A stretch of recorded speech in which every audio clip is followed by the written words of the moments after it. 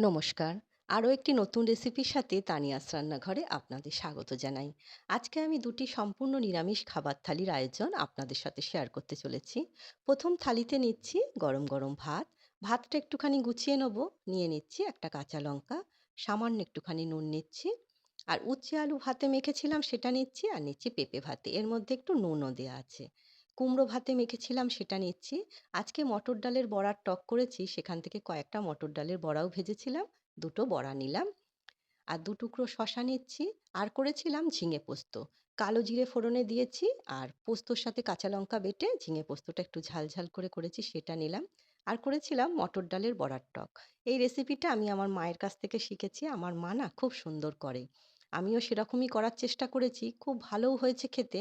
কিন্তু তেঁতুলটা কালো তেঁতুল ছিল, সেটা আমি বুঝতে পারিনি, তার জন্য কালারটা ঠিক এরকম এসে গেছে। কিন্তু খেতে অপূর্ব হয়েছিল।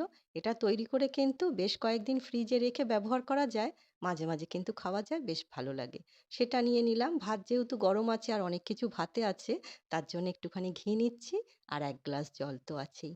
প্রথম খাবার থালির আয়োজন আপনাদের কেমন লাগলো ছোট্ট একটা কমেন্ট করে অবশ্যই জানাবেন।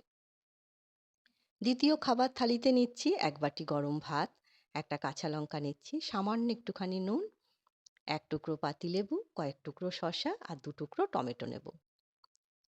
করেছিলাম কচু ভাতে শুকনো লঙ্কা ভেজে মেখেছি, সেটা নিয়ে নিলাম।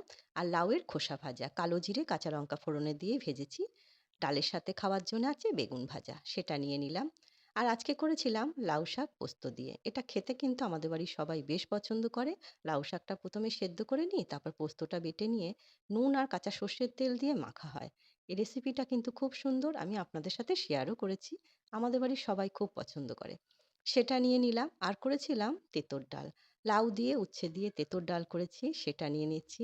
এই তেঁতুর ডালের সঙ্গে অবশ্যই বেগুন ভাজা করতে হবে, খেতে কিন্তু বেশ ভালো লাগে। আর কয়েকটা কাঁচা লঙ্কা দিতে হবে। খুব সুন্দর রেসিপিটা, অপূর্ব লাগে খেতে। নিরামিষ দিনে কিন্তু এটা হলে বেশ ভালো লাগে। আর করেছিলাম সয়াবিন আলুর তরকারি। আদা জিরে বাটা তো আছেই, এর মধ্যে টমেটোও আছে, আর নামানোর আগে একটুখানি ঘি গরম মশলা দিতে হয়। সেটা অবশ্যই দিয়েছি। সেটা করলাম। আর দুটো পাঁপড় ভাজা নিচ্ছি, আর এক গ্লাস জল তো আছেই। দুটি খাবার থালির আয়োজন আপনাদের কেমন লাগলো ছোট্ট একটা কমেন্ট করে অবশ্যই জানাবেন। আজ তবে এই পর্যন্তই। দেখা হবে পরের একটি নতুন রেসিপির সাথে। সবাই সুস্থ থাকবেন, ভালো থাকবেন।